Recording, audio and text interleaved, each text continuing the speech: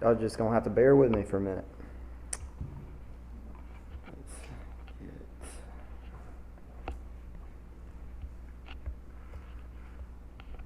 There we go.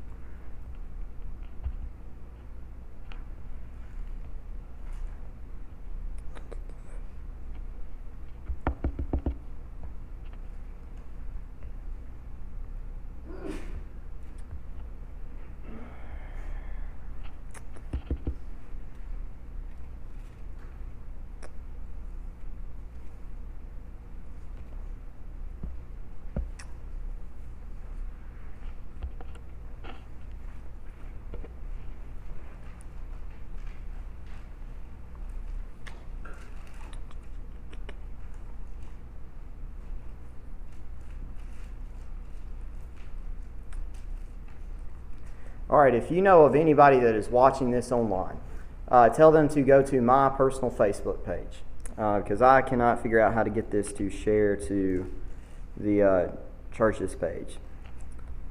Hopefully I'll have that figured out hopefully a little bit later this morning. So if you know somebody that's watching on Facebook and that can't be here, tell them that to check on my personal Facebook page, because that's where it's being live streamed at. All right. With that being said, go ahead and open your Bibles up to 1 Kings chapter 1. We are going to be beginning a look, really continuing the life of David that comes to a conclusion in 1 Kings in particular. Much like the book of Samuel, 1st and 2nd Kings was originally written as one book, but in order to help, to split it up, they decided to cut that into two different books. But originally, this was all part of one book. The book itself is, at least at the beginning part, focused on the end of David's life. We get a glimpse into the reign of Saul, who is the most prominent character in the book of 1 Kings in terms of the number of chapters devoted to him.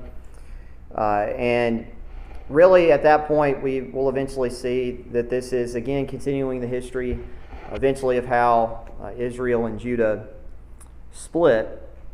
And really, by the time that we get to the end of the book of 1 Kings, they have already split and are not. And while they're one nation at the beginning of 1 Kings, that will definitely not be the case by the end of this book. All right, so let's begin now in chapter 1. And what we want to keep in mind with chapter 1, we're later on in David's life. 2 Samuel, we notice, even in the epilogue, kind of focused on a few different events in David's life. But David is at least at what we might call at the height of his career as king by the end of the book of 2 Samuel. And that is obviously despite the fact that he had to deal with Absalom's rebellion, had to deal with some other problems that emanated from David's sin with Bathsheba. But at the same, but when you come to 1 Kings, we're at the downhill part of David's life. It's something that we'll kind of refer to in the first sermon this morning. But let's begin in 1 Kings chapter 1, and let's read through chapter 1, verses 1 through 4. Now King David was old, advanced in years, and they put covers on him, but he could not get warm. Therefore his servants said to him, "Let a young woman, a virgin, be sought for our lord the king, and let her stand before the king, and let her care for him, and let her lie in your bosom, that our lord the king may be warm." So they sought for a lovely young woman throughout all the territory of Israel, and found Abishag the Shunammite, and brought her to the king. The young woman was very lovely, and she cared for the king and served him, but the king did not know her. Okay, so again, we're reminded that David is on what we might call the downhill stage of life. Of course, we'll eventually see a couple chapters in, he's going to give his final words to Solomon before Solomon takes over as king. But not before there are some challenges that are presented in chapter 1. But we are reminded at this point that now David is going to be in the process of thinking about, what's the transition going to be like for Israel after I'm gone? And in this particular case, we get evidence of that because of David's health. Verse 1 tells us that David was old, advanced in years. We don't have a specific age, but we are told that he has a problem of, remaining warm. And of course, verse 1 would indicate to us that David probably was dealing with something that probably a lot of you in here are familiar with. The fact that your blood gets thinner as you get older. It becomes a lot easier to get cold. No doubt my grandparents, especially my granddad, deals with that problem. He's as old as he is, and he's lived a long life, but what comes with old age is thinner blood, and for him, he gets cold very easily. I'm much younger than him. I do not get cold very easily. I'm burning up right now because I get, I'm very warm-natured. But for David, the issue here that we want to focus on is he's old in age. And of course, you see this process here that the servants of the king, in their mind, they're thinking that David needs to sleep with a younger woman in this sense to help him gain heat. This is a long-standing tradition. Obviously, it's a tradition that was employed at that time that we know to be kind of ridiculous today. But this was a long-standing tradition. It took place then. It took place in the Middle Ages, and sort of in the ancient world, one of the more famous Greek doctors, Galen, would often use this method being described here to help with his older patients. And again, whatever the thought behind what the servants are doing here, they want David to get warm. So they go out and they find this woman, and the text says that she's very lovely. But the emphasis here is that at the end of verse 4 is that the king did not know her. And whether or not the intention of the servants of David here is to get what we can infer, to get David to do what we could infer from this passage, the point is David doesn't do that. All right? David does not know her in that specific sense. And to be honest, this is an awkward passage to read through, which is why I'm trying to skim through it very quick. We kind of understand what's going on here. But the overall point of verses 1 through 4, David is old in age. David's about to die. And the point is, Israel's about to go through a transition. And we're just kind of given a glimpse into one of the problems that David was facing with older age. Now, the focus really of this chapter is not on verses 1 through 4. It's what follows after that. Because David, once again, is going to have to deal with a problem within his own household. Another one of his sons is going to try to rebel, to basically take Solomon's position as the next in line to David. And all of that, of course, tracing back to David's sin with Bathsheba, and for the fact of David not taking care of some of his own household issues when it came to Absalom and David's daughter as well. And we remember that case from back in 2 Samuel. But with David being old in age, it presents for Adonijah, not one of David's sons, but here it provides the opportunity for a rebellion. The king is old in age, he's weak, he's not as powerful. And so verse 5 tells us that Adonijah, the son of Haggith, exalted himself, saying, I will be king. And he prepared for himself chariots and horsemen and 50 men to run before him. And his father had not rebuked him at any time by saying, Why have you done so? He was also very good looking. His mother had borne him after Absalom. Then he conferred with Joab, the son of Zeruiah, and with Abiathar the priest, and they followed and helped Adonijah. But Zadok the priest, Benaiah the son of Jehoiada, Nathan the prophet, Shimei, Ray, and the mighty men who belonged to David were not with Adonijah.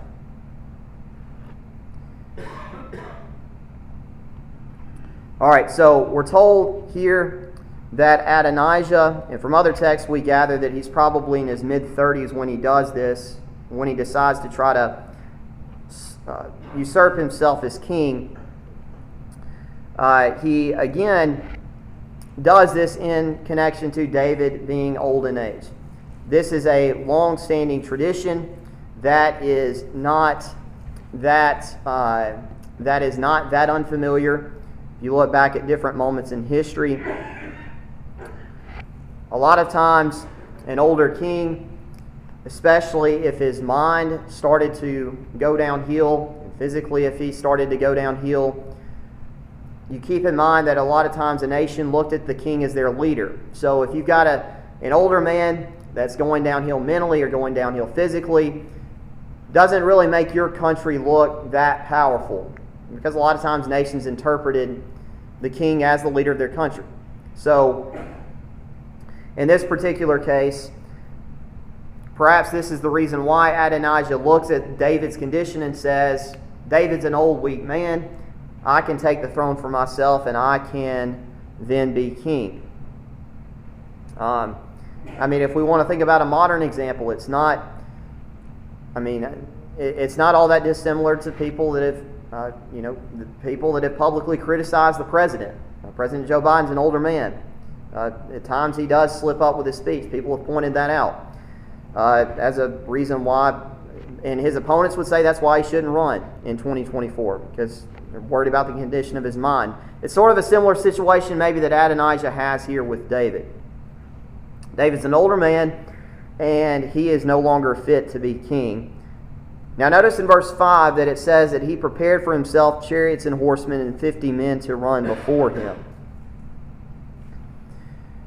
Now, we talked about this with Absalom back in 2 Samuel, but one of the ways that you would publicly know, if you're in David's position, and if you wanted to publicly know whether or not somebody is challenging you for the throne, you would know without a doubt based on what Adonijah does here. Because what he's doing here in verse 5 is he's sort of assembling his own personal army. The concept of preparing for himself chariots and horsemen and 50 men to run before him, that connects to the idea that Adonijah is trying to win over soldiers to be loyal to him. And then the 50 men that run before him would then be a reference to perhaps his own personal bodyguard, which was something that typically only the king had at this time. So, this is more than just a statement that Adonijah makes. It'd be one thing if he were to just simply say this and not back that up. But what we have here is that Adonijah does back that up. He no longer has respect for David's reign. He proclaims himself king, and he takes the steps actually necessary to then become the king, at least in terms of trying to develop his own army. Now notice verse 6 that it says that his father had not rebuked him at any time by saying, "Why have you done so?" Now, of course, this can remind us of a sense. This reminds us in a sense of, some of the problems that David had when he was a father with his own sons. Right? Remember that when David's daughter is raped, which led Absalom to kill the other son of David that was responsible for that. Remember that whole situation happened because David refused to punish the wrongdoer.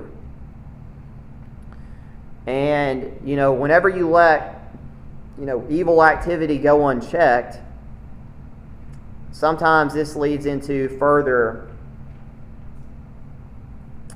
problems. And for the case of Adonijah, with his father not rebuking him, that is a pretty significant problem. So, at no point was Adonijah stopped? Again, that's the question. Why have you done so? Nobody tries to stop Adonijah. Notice also that he was also very good looking. Now, we've talked about this before with Absalom, that a lot of times people, when it comes to their leaders, they like leaders that are good looking, attractive. I know I mentioned this before, but I can't help but think that there are a lot of people that probably voted for JFK because he was considered to be a very good-looking man for his age. And so perhaps Adonijah uses that as well as an opportunity to, and perhaps there are a lot of people that liked Adonijah for that.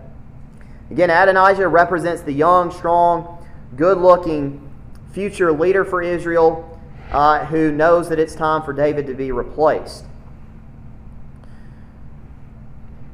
So that verse 7, it says that he conferred with Joab the son of Zeruiah and with Abiathar the priest, and they followed and helped Adonijah. Now, we've read about Joab and Abiathar before. And in particular, we understand that Joab had his own fair share of problems with David, right? Joab had a hard time listening to David. And even though that was the case, we know that David had replaced Joab, but Joab had been right there alongside with David for a long time. So had Abiathar the priest. And yet, what we gather here is perhaps because of Adonijah's persuasiveness, perhaps because of their lack of faith in David, they swapped sides. And they're going to side with Adonijah, who is going to try to take the throne from David.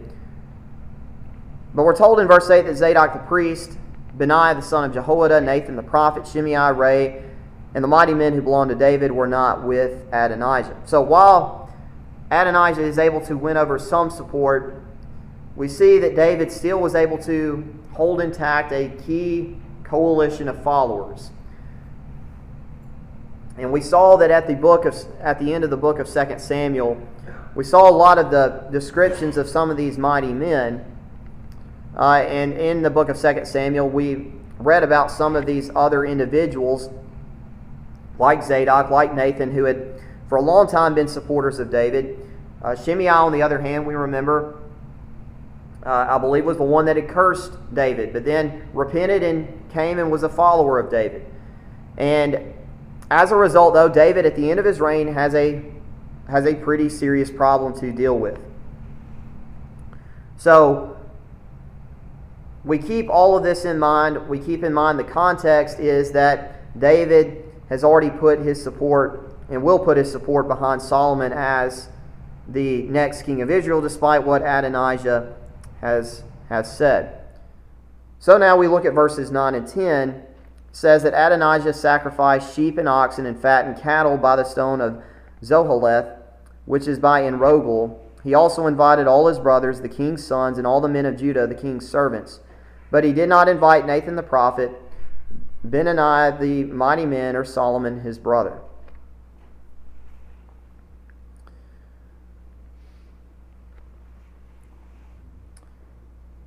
All right, notice that in verse 9, one of the first things that Adonijah does is that he offers a sacrifice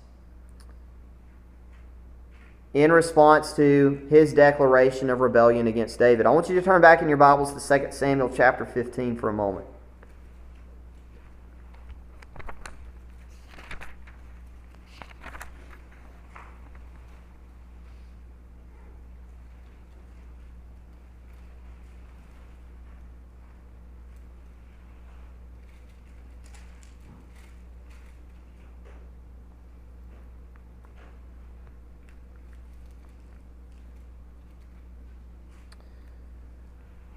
All right, in 2 Samuel 15, verses 7 through 12, we actually see something very similar between Absalom and Adonijah. Now, there are a lot of actual connections between the two. Both men, of course, had the same mother. Both men were good looking. There's also a similar connection, not just with them assembling their own personal bodyguard and military, but also about how they approach trying to become the king. Again, 2 Samuel 15 and verse 7, It says, "Now it came to pass after 40 years that Absalom said to the king, 'Please let me go to Hebron and pay the vow which I made to the Lord. For your servant took a vow while I dwelt at Geshur in Syria, saying, If the Lord indeed brings me back to Jerusalem, then I will serve the Lord.' And the king said to him, 'Go in peace.' So he arose and went to Hebron. Then Absalom sent spies throughout all the tribes of Israel, saying, 'As soon as you hear the sound of the trumpet, then you shall say, Absalom reigns in Hebron.' And with Absalom went 200 men invited from Jerusalem, and they went along innocently and did not know anything. Then Absalom sent for Ahithophel the Gilonite, David's counselor, from his city, from Gilo, while he offered sacrifices. And the conspiracy grew strong, for the people with Absalom continually increased in number." And so what we have here is the fact that perhaps it was the case where a lot of times when sacrifices are being made in this situation, that this was also part of a man trying to establish himself as king. And that's exactly what is happening with Adonijah. There's no doubt about his intention. It's not a half-hearted effort. Adonijah is sort of full throttle, put his name in, no turning back, that he is going to take over and become the next king of Israel by going forth and offering these sacrifices and establishing his own army. He invited all his brothers, the king's sons, and all the men of Judah, the king's servants. So in other words, like what Absalom did back in 2 Samuel 15, he goes to Hebron, where David was first pronounced as king, and tries to win over the people of Hebron to his side, David's most loyal supporters. Adonijah, to a certain degree, tries to do the same thing. Again, notice that the king's son, all the men of Judah, again, the tribe of Judah was the main support for David. Adonijah tries to win them over as a means of gaining the support necessary to become king. But we notice in verse 10 that he did not invite Nathan the prophet, Benai, the mighty men, or Solomon his brother. And the reason for that is, from what we've already seen, these are the men that were going to be loyal to David. And really, in particular, they're going to be loyal to Solomon, who David has already kind of planned out that he is going to be the next king. Now, when we think about the application to this, we could think about this in a number of different ways. But I think about this, at least from my perspective, and this is probably more so personally for me, maybe than it applies to you. But when I think about this passage, I do think about the fact that, just because somebody is older in age and perhaps they are on the downhill decline in life, whether that's physically or mentally, there still should be a certain level of respect that, for me as a younger person, that I should continue to have for older members of society. And in particular, to a lot of y'all who are older members in the church. I know one of the things about being young, and I'm sure y'all can relate back to this when you were younger, but a lot of times when you're younger, sometimes you think that you know better, that you know more than you feel like, because in today's society, as a young person, you may feel like you know more about what's going on in the world. You may feel like that older people don't have as much to offer you. And sometimes that's a temptation that I have, but I'm kind of reminded in this passage that, just because somebody's old in age, like David, David was a good man. He had a lot of good advice to offer, as we're going to see in 1 Kings. And so, just because somebody's older in age doesn't mean that they suddenly don't deserve as much respect, especially if certain aspects of their life are going downhill. And that's something for me personally that I have to keep in mind. I also think about this passage. I also am reminded of the fact that, you can try to learn from somebody's mistakes by doing the wrong thing, but you're still the results a lot of times are not going to end up in your favor.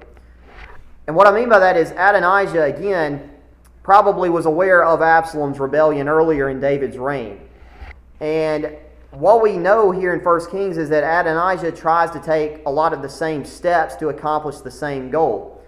And the point being is that Adonijah had no right to do this. What Adonijah is doing here is he is making a very bad and really a sinful decision here by trying to rebel against the man that God had put in place to be the king over Israel. And so whereas Adonijah thinks to himself that,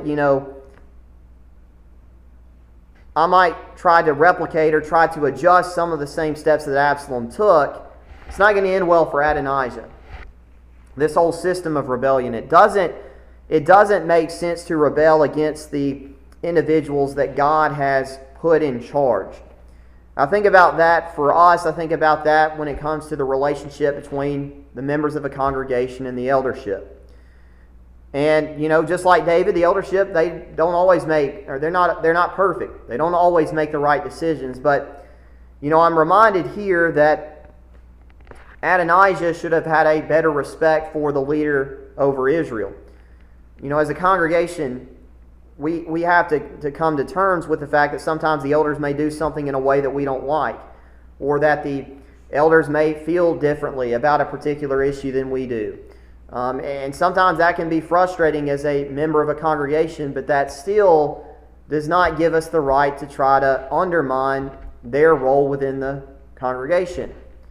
Because, of course, their position is they're trying to they're trying to shepherd the flock. They're trying to protect the spiritual lives of everyone that is gathered here today. And sometimes that can be hard for us to, and I'm speaking here for me personally, because I'm not an elder, but sometimes for me that's harder to recognize at times. With our eldership here, they've got a group of individuals that are not just concerned about me spiritually, but they have to take into consideration every single member of this congregation, their spiritual life. And so God had established a proper leadership within Israel. God has also established a proper leadership within the congregation of the church. And so we need to have a proper respect for that system that God has put in place. Otherwise, it can lead to problems, as it will for Adonijah, and as it can for us whenever we cause problems within a congregation. With that being said, are there any comments that you'd like to add on to what we've talked about up through verse 10? Well, the situation arises, it's really not David's fault. I mean, getting old is nobody's right. fault. But at the same time, you've got the potential for a major split in the kingdom. The Lord said a kingdom divided against itself cannot stand, and that's the potential, at least, in 1 Kings 1. But thankfully, calmer heads are going to win out, and the side of right's going to win out. But again, you really can't blame David for this. It's just a fact of life. We get old, and the mind starts to slip, and the body slips, and he cannot lead as a king. And I think people recognize that. And this could be a sort of subtle foreshadowing for what's going to happen at the end of Solomon's reign, because David's going to David's going to navigate through this and sort of set up Israel to be successful moving forward. Solomon, because of his own poor decisions, is not going to do that. And so perhaps here we have a subtle foreshadowing here, a comparison of what's going to happen at the end of Solomon's reign, which David is going to handle this a lot better than how Solomon influenced Rehoboam when he would eventually become king. We're going to go ahead and stop here this morning. Hopefully we get the live stream stuff figured out.